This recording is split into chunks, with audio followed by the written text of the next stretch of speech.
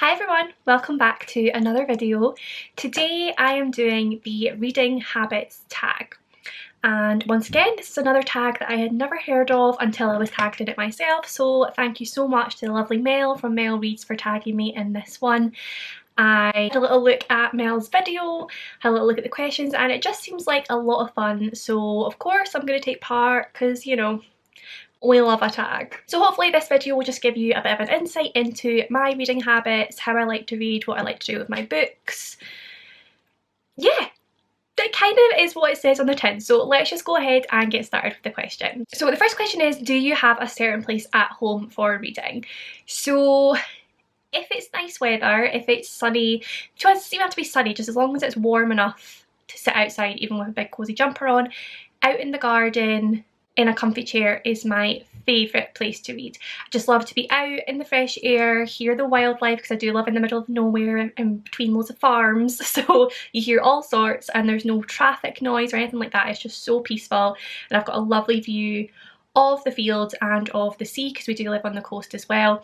So that is just my absolute favourite place to read. It's just so beautiful, so peaceful, and I just love being out in the fresh air. However, because I do live in Scotland, it's 90% time of the year that's not really a possibility. So if I can't do that, my next favourite place to read is just in my room, to be honest. I do live with 3 other people, so I live with my mum, my brother and my boyfriend. So reading in like the living room or like sort of communal spaces isn't really an option because I struggle. Like if I can hear voices or TV, anything with words, I cannot read. So I need to be sort of like in a quiet place. So I tend to read in my room when I'm on my own. If like my boyfriend is doing something else, maybe and he's playing games in his games room or something like that. So yeah, the next best place is my room, just under the covers or under this little blanket here with a candle, fairy lights, incense, all that good stuff. Just again, I like a nice peaceful room, nice peaceful place to read. If it's not outside in the fresh air, then it's inside nice and cozy with all the good smells. The next question is bookmark or random piece of paper. So up until maybe last year, I was very much a random piece of paper gal. I would start books in random places, especially when I was sort of commuting to uni or commuting to work or things like that. I would be on public transport a lot before I started to drive. So I would start books randomly, and most of the time my bookmark was a trusty train ticket. So just a good old ScotRail orange and yellow train tickets, that would be my bookmark 9 times out of 10. However, about a year ago, I think especially if you're watching BookTube and seeing all these beautiful bookmarks that other people had, I started to make up my little collection of bookmarks myself, and now it has to be a bookmark. If I do start a book out and about without a bookmark, then I'll use a piece of paper until I get home, and then I'll straight away switch it out for a nice pretty bookmark. That is something that I actually really want to build up, is my bookmark collection. So if you have any suggestions of like your favourite places to buy bookmarks or your favourite creators, then do please link them down below, because I am looking for some more cute, pretty, artsy bookmark. So question 3 is, can you just stop reading, or do you have to stop after a chapter or a certain amount of pages? And ideally, my favourite time to stop reading is at the end of a chapter. Even more ideally is at the end of a part. If a book comes in 2 or 3 parts, I like to stop at the end of a part. So say I'm one of those people who every time I start a chapter I count how many pages is left in that chapter, and if I know that the end of the part is coming soon, I'm sorry, the lighting's going so funny because it's Scotland and the sun's coming in and out and in and out, so you're just gonna have to deal with it. But yeah, if I know I'm getting to the end of a part, I will count how many chapters and how many pages in each of those chapters there is left to get me to the end of that part, and it's more likely to motivate me to read more because I want to get to the part ending, if that makes sense. But yeah, ideally I will finish at the end of a chapter, but I'm not someone who needs to. It won't totally freak me out if I can. So if I am reading and, like I said, if I'm on public transport and I need to get off my stop, or if my mum calls me for dinner or something like that, I can just put my bookmark in whatever. However, I do need to finish the page. So basically I need to finish the page, go on to the next page, and I need to finish that paragraph, that first one. It's like halfway through a paragraph on the bottom of the last page, I need to finish that paragraph on the next page before I can stop. I'm not sure if that makes sense. It makes sense to me. Maybe I should show an example. So this is just one of the books that is sitting on my shelf there because I keep my TBR for the month on a shelf in my room. So it's Dracula, which is on my September TBR, which I will link above if you're still to watch that. But I'm going to try not look at the words because I don't want any spoilers, but I'm just going to show you what I mean. Okay, here. So, I don't know if you can see. Basically, because this has started on, like it's sort of run on from the last page, there we go, I would need to finish this paragraph up until here. So finish this paragraph so that the next time I'm starting at the beginning of a new paragraph. There we go, I think I've explained it. The next question is, do you eat or drink while reading? And I don't like to eat while reading. One, because I don't like to get like grubby fingerprints on the pages, and I will because I'm a messy puppy and yeah, I'm messy. But I would never eat a meal while reading. If I'm reading, I'll stop and eat my meal with like some friends or something on Netflix and then come back to reading once I've finished eating. I will sometimes snack, maybe like a packet of crisps or some fruit or something like that. But I do find it really difficult. I find it really difficult to hold the book and also eat at the same time. I think it's probably because I've got like insanely small hands. You probably can't tell from the video, but this is something that people always point out about me, is that I have really, really small hands. Someone actually once asked me, how do I function?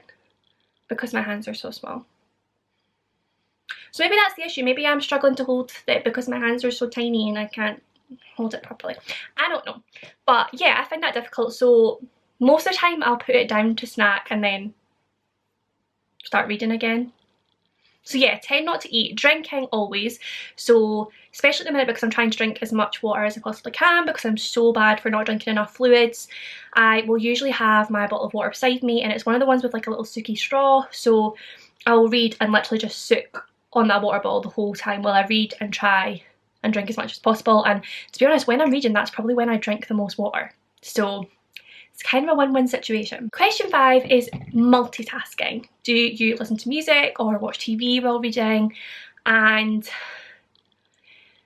I kind of said this before, but anything with words in is an absolute no-no. So TV with people's voices, music with lyrics, if I can hear words, then I completely zone out of what I'm reading and I get really confused, and I just don't, so I can't get like stuck in the story. I just keep zoning out and hearing whatever it is that's on the outside. I just can't do it. I've never been able to do it. I was one of those people in school, if I was doing homework, I couldn't listen to music or watch TV unless it was maths, because it's numbers, it's a little bit different. What I do though, which I have just started doing recently and it has made a huge difference to my reading experience, is I have discovered ASMR rooms. So one of my favourite ones, I might actually link in the description below, is Rainy Night in a Coffee Shop, I think it's called. So it's basically like jazz music and then the sounds of people coming in and out of like a door, little like cups clinking, and then the sound of rain on the window. And then it's just obviously like a picture that I'll put either on my phone or on the TV. So it just makes me feel all cosy and like, I don't know, I just get lost in my little world, and it's just like such a nice little atmosphere. It's like better than silence in a way. It just makes me feel so sort of encased in this lovely little atmosphere, and I've noticed again that that helps me read a lot. I could just read away, and it's just so relaxing as well, but not in the sense that it puts me to sleep. It just makes me feel really like at peace and comfortable. And yeah, so that's my new thing, ASMR rooms. Amazing. So the next question is one book at a time or several at once, and I think I've mentioned this in another video, but up until just a couple of years ago maybe, I was very much a one book at a time sort of gal. I refused to pick up another book until I finished the first one, and I also refused to DNF, so it could take me months to get through a book if I wasn't enjoying it, but I just refused to stop. And so yeah, one book at a time. I still do find it very hard to DNF. I do not like to DNF because I have had multiple times where something has been not so good to begin with and then has gotten better towards the end, and also I just like that feeling of achievement when you finish a book. So I do really struggle to DNF a book. However, I have opened the gate to reading several books at once, and that's something that I do quite a lot, but not in the sense that I won't sort of go back and forth between books. So I won't read a bit of one and then read a bit of another, because I like to get totally lost in one world at a time. However, if I'm reading a book, I'm halfway through it, I'm enjoying it enough, but then I get another book that I'm really excited about and I really want to read right there and then, I'll sort of put that one to the side, half read, still sort of on my reading shelf, read this one, finish that, then come back to the other one. So right now I think my Goodreads shelf has like 4 or 5 books on it, all of which books that I've started that I'm planning to go back to, but I keep finding another one that I want to read. So I think there's 2 or 3 on there that I started last month maybe, but now because it's spooky season I don't want to read them, I want to read spooky books. So they're just going to be put to the side for the month of October, and then I will go back to them afterwards. So yeah, that's kind of my way of reading several books at once. So I guess I still kind of am reading one book at a time, but they're still there if I want them. Next question is reading at home. I've got hair in my mouth. The next question is reading at home or reading everywhere, and I'd say reading everywhere. I mean, probably my favourite all-time place to read is in a coffee shop. I love a nice cosy coffee shop with a comfy chair, a lovely soy vanilla latte, and just the sort of hubbub of a coffee shop.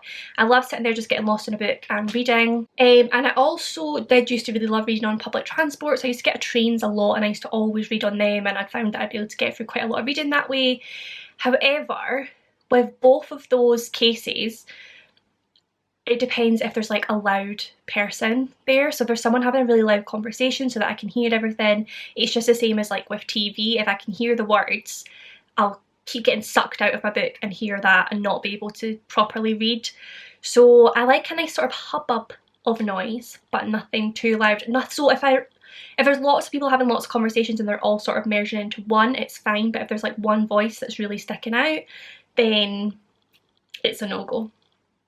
But yeah, I can pretty much read anywhere, and I do like to read in lots of different spaces, but I suppose I do get the majority of my reading done at home, cosy, in my bed. So the next question is reading out loud or silently in your head.